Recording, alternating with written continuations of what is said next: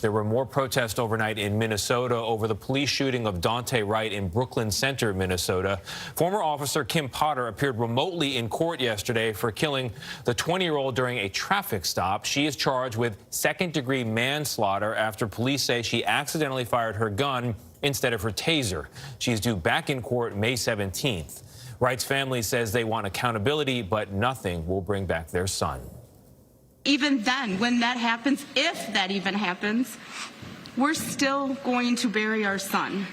We're still never going to be able to see our baby boy that we're never going to have again. Daunte Wright's funeral will be held Thursday in Minneapolis. The world has been focused on Minnesota this week amid calls for justice in two separate cases involving black men killed during police encounters. In addition to the Daunte Wright case, we're close to learning the fate of former Minneapolis police officer Derek Chauvin, who's on trial, accused of murdering George Floyd last May. This morning, 60 Minutes Plus correspondent Wesley Lowery reflects on how the two events are triggering new layers of trauma and anxiety for black Americans. The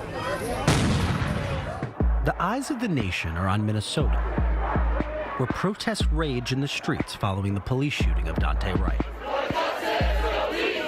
And a Minneapolis jury will soon debate whether to convict former police officer Derek Chauvin in last summer's videotaped killing of George Floyd.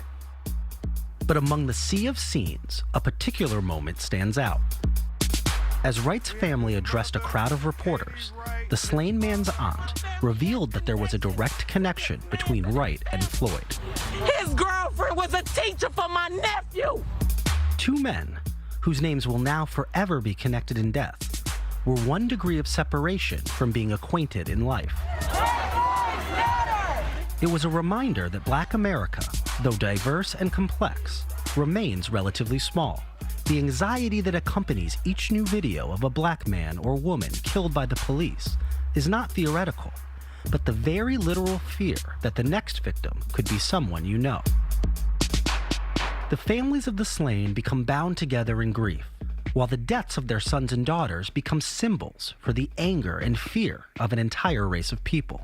Mothers, fathers, sisters, and sons find themselves thrust into activism while knowing that only a few people in the crowd understand their pain. Say his name! Daunte Wright!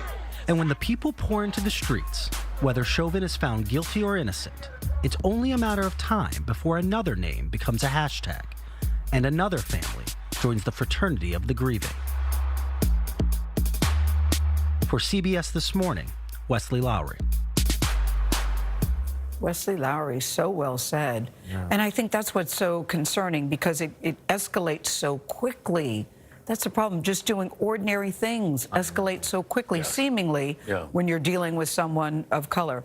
There's something circulating online right now about a 61-year-old man in Minnesota who is holding on to, a policeman is holding on to his truck. He's backing up, he's hitting police cars. The police officer is holding on, he's taking off. They're standing there with guns drawn, and nothing happens to him, nothing. He's okay. He is okay. He's arrested, and he's okay. And these stories that we cover, they feel familiar. I think people should remember that they're not inevitable. We can't change the way the world is. We can change the way this country is. But they're happening over and over. They are. They are.